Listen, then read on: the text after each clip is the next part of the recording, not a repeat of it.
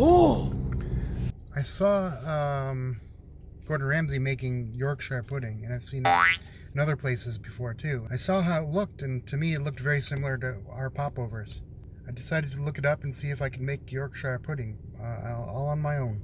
It seems that the recipes for Yorkshire pudding and Popovers are virtually identical, so that's what I'm gonna do. I'm gonna make Yorkshire pudding, or as we call here in the US, Popovers. I'm going to my parents to make the Popovers, but I forgot the popover pan at my house, so I gotta go all the way back to my house to get the popover pan. Then I gotta come all the way back. There's always something going on with these videos where I gotta drive back and forth or something. About 10 minutes to my house and then 10 minutes back, so that's about 20 minutes, a waste of time. Just waiting for a red light here. So I'm gonna try to get this video out by the end of this week. Hopefully that'll happen. So I got my pan at my parents' house. That's a popover pan. It's a little deeper than like a muffin pan because the popovers rise a lot, so that'll help keep the form. You can make them in a muffin pan, but that pan helps keep the shape a little better. In a muffin pan, they might spill over to the side a little more or get mixed in with each other. This will help keep them separate and keep that shape. Right now, I'm just preheating the oven to 450 with the popover pan inside because that's supposed to be hot while I'm doing this. I have my ingredients. I have 4 eggs that should be at room temperature. That one wasn't at room temperature because I didn't have 4 eggs, so I just put it in some warm water until it gets to room temperature. And I also have a cup and a half of milk, which should be at room temperature now. Everything should be at room temperature. A cup and a half of flour.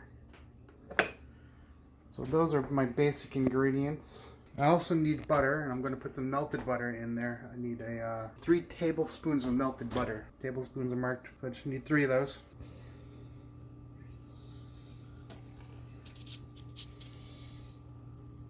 Hiya!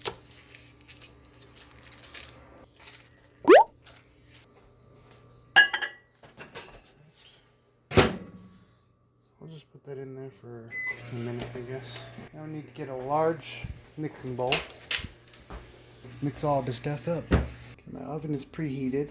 So I had to take the center rack out of the oven because the popovers will actually rise that much. They could rise that much. Okay, my butter is melted now. Just let that cool down a little bit. Put my milk in here. Eggs also. Oops.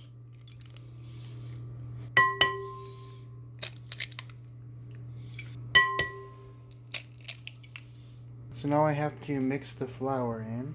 Well, no, first I have to whisk the eggs and the milk up. Whisk that up good.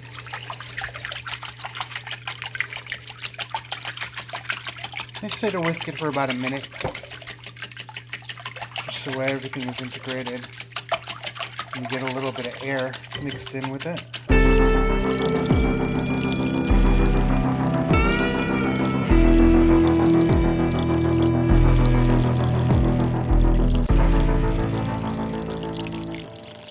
Alright, it's been about a minute. Now I want to add the flour to it. I'll add it I guess a little at a time, maybe.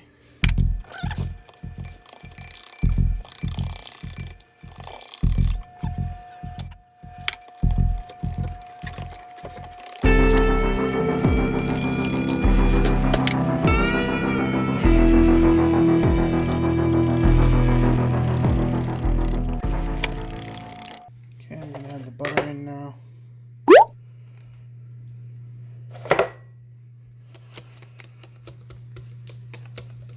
Supposed to be a pretty runny batter, so say you wanted to just coat the outside of a spoon. That's my batter, so we're gonna let that rest for about 10 to 15 minutes. So I forgot to bring cooking spray, and I'm supposed to spray the popover pan, the inside, with cooking spray. My parents have Crisco. That pan is going to be hot when I take it out of the oven, so it's going to be a little difficult to try to grease it while it's still hot. Great.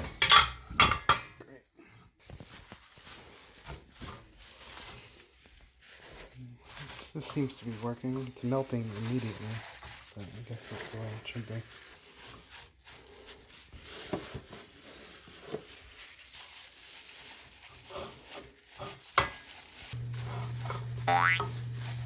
Whoops, dropped a whole big clump in there.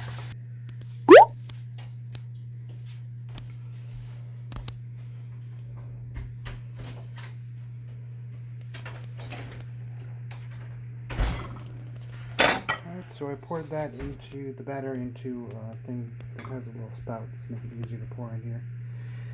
They say to fill it up 2/3 or 3/4 of the way.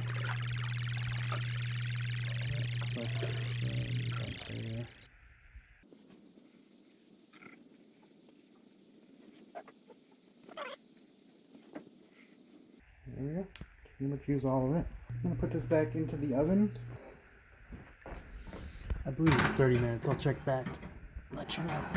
So I'm going to bake that for 20 minutes on 450 and then reduce it to 350 for an additional 10 minutes. Alright, so I'll check back on this in 20 minutes. 20 minutes later. I'm going to set the oven to 350.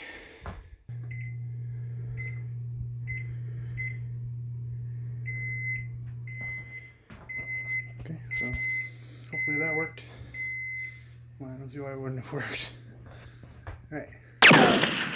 10 minutes later. Okay, it looks like my 10 minutes is up now from the when I changed the time over. I'm just looking for a pot holder right now. I just had it.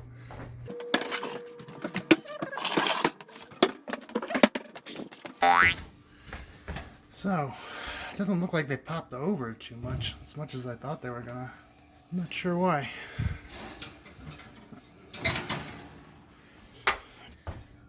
They smell amazing. Yeah, that guy didn't pop. Maybe I could have filled it up more. I don't know. It says to put a slit in the top of them to release the steam. Alright, I'll take them out.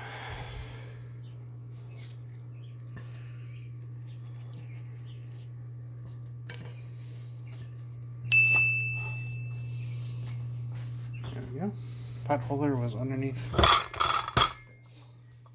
Let's see how they came out here.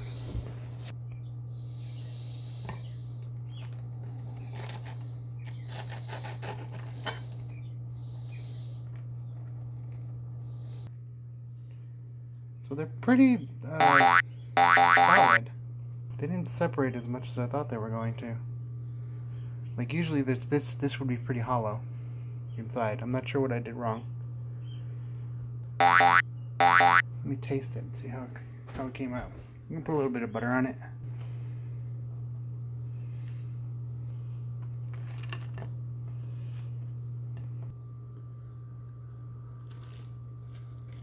Nom, nom, nom, nom, nom. Huh. Yeah, it tastes pretty much like I would think a popover would taste, but it's missing that kind of airiness that they usually have on the inside. Like I said, this would usually be kind of hollow on the inside, but it tastes all right. It tastes like a popover, so I guess that's the main point. So you can eat these with butter, like I'm doing right now, or in England,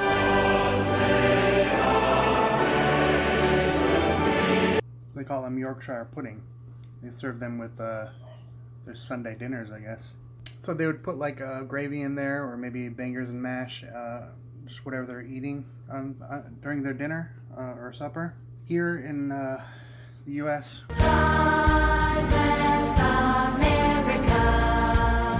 we have them just kind of like as a side, kind of like a roll with our dinner. So we would just probably just put butter or maybe some jam on them and enjoy them like that.